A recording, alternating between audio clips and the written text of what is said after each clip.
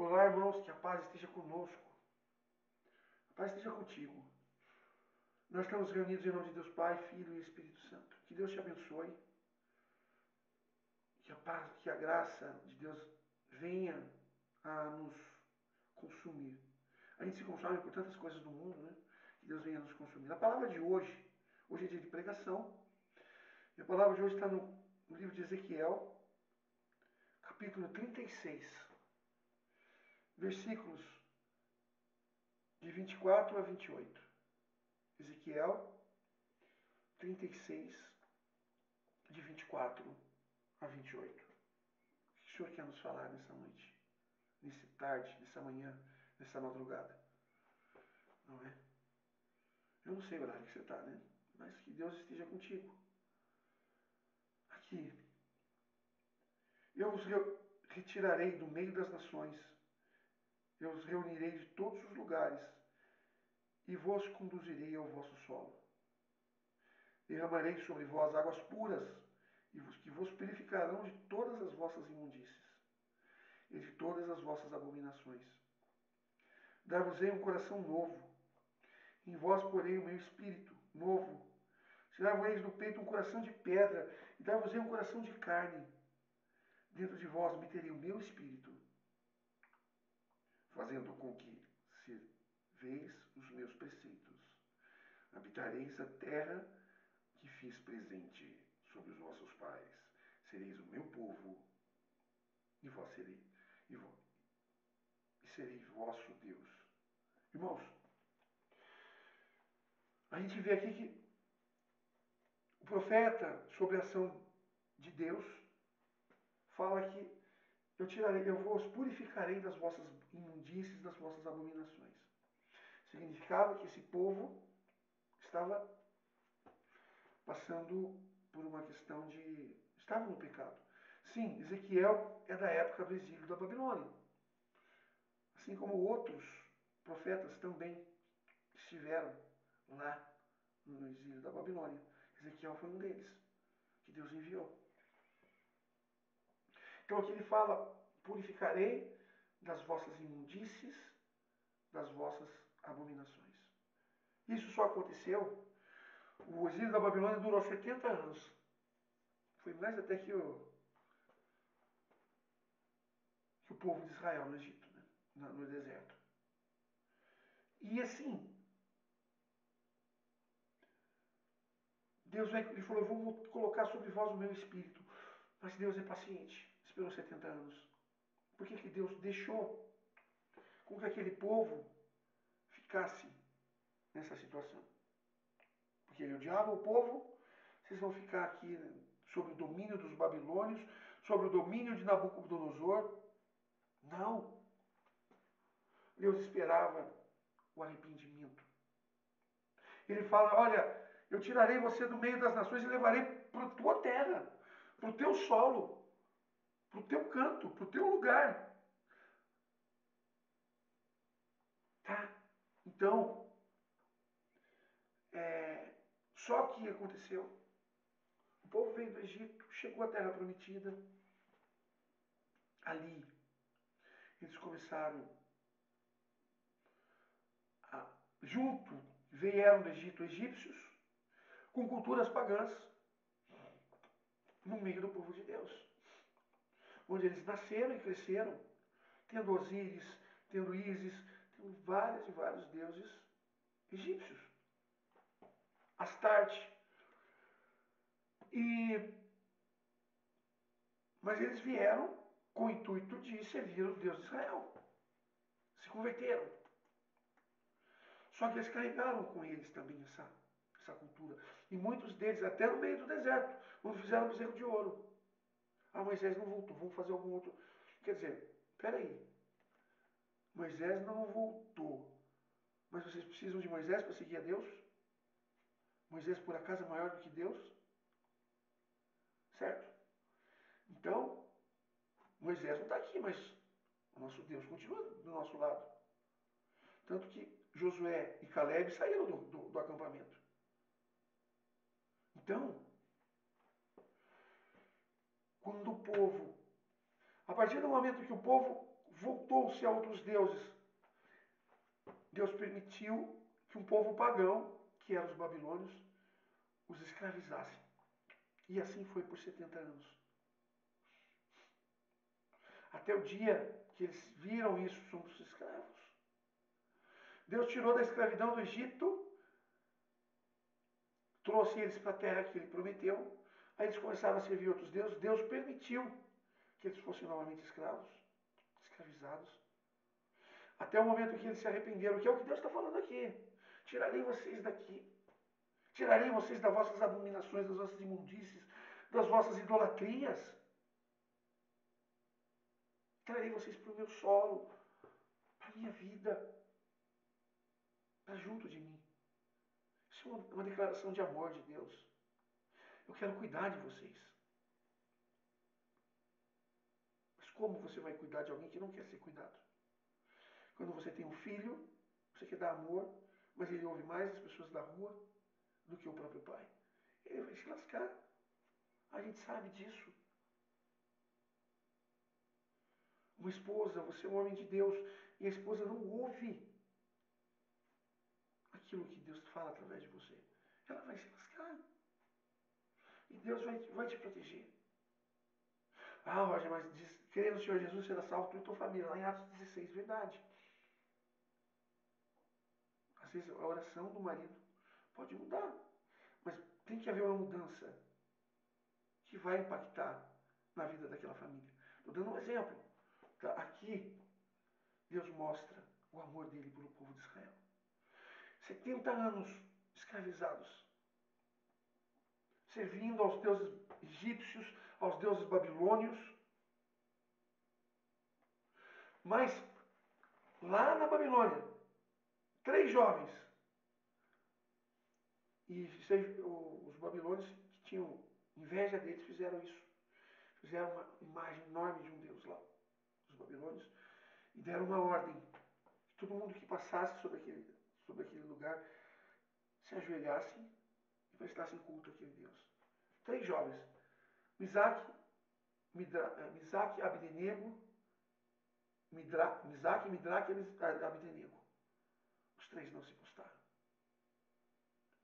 Chegaram, e isso foi e a fé desses jovens, e a fé de Daniel também, que era amigo desses jovens, não só mudou o povo de Deus novamente a se voltar para Deus, como mudou também até o próprio rei da Babilônia. Chegaram, inclusive esses jovens, eles tinham o carinho do rei. E de repente, o rei manda que jogasse esses jovens na fornalha. E aquelas pessoas rindo, achando que tinham ganho. E, e eles jogaram os jovens na fornalha. E lá no meio, eles começavam a louvar e bendizer a Deus dentro da fornalha. Um fogo como se fosse um inferno mesmo de fogo. E o fogo não. É aquilo que a palavra diz lá em Isaías 43. Se tiveres que passar pelo fogo, ele não te consumirá. Não é isso que a palavra diz? Eu preguei esses tempos atrás aqui, nessa palavra. E isso aconteceu. Eles foram lançados na fornalha, louvando e bendizendo a Deus, e o fogo não os consumiu. E lá no meio aparecia mais um quarta pessoa, que seria um anjo, dizem a palavra. Aquilo impactou tanto o rei Nabucodonosor da Babilônia, que deu ordem que Deus de Misaque, Midraque e Abdenego fosse o Deus, fosse também glorificado pela nação da Babilônia.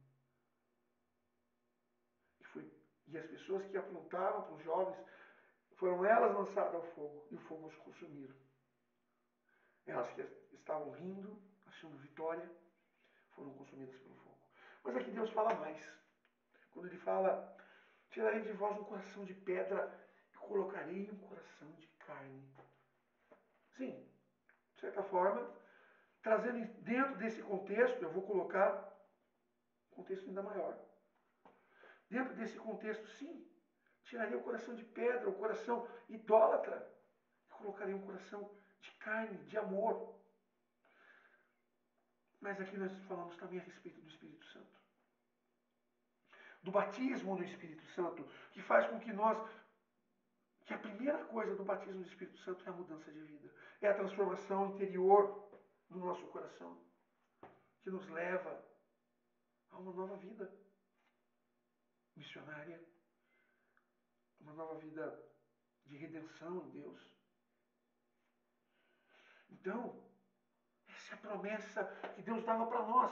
E esse versículo, do 20 ao 26, é o que eu trago para nós hoje. Tirarei de vós, que é para a nossa realidade de hoje. Eu estou falando da realidade, até então, da Babilônia, dos judeus lá, dos hebreus. Mas aqui é uma promessa que Deus faz para nós. Busque a Deus. E eu estou te enviando, e eu envio o Espírito Santo, que vai tirar de você o coração de pedra, o coração petrificado, e vai te dar um coração de carne.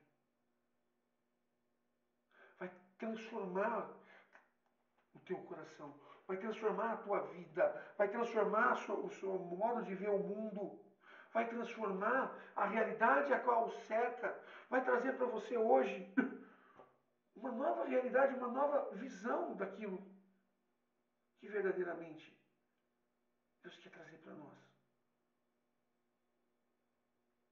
É tempo da graça de Deus. É tempo do Espírito Santo. Hoje é tempo. Hoje é o seu tempo. Eu digo para você hoje. Hoje é o seu tempo. Deus quer enviar o Espírito Santo para você. Deus quer trazer a realidade, a boa nova. Deus quer te dar um coração de carne. Está ouvindo? Esta é a grande realidade. Deus, Ele quer mudar a tua vida. Deus quer que você saia dessa realidade normal que a maioria das pessoas levam, achando que não haverá amanhã e que a vida é bela e tudo mais, para uma realidade espiritual, para o além dessa vida. Deus quer selar em você uma nova realidade, trazer novos frutos dentro dessa realidade.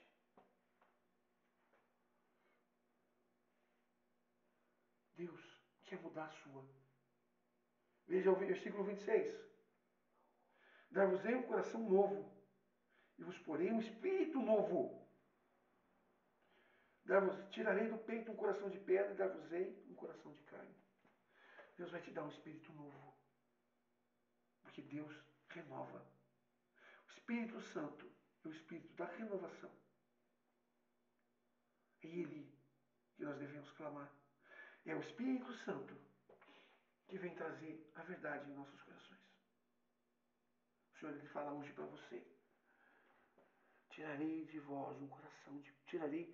Colocarei em você, dentro de você, no seu interior, um espírito novo.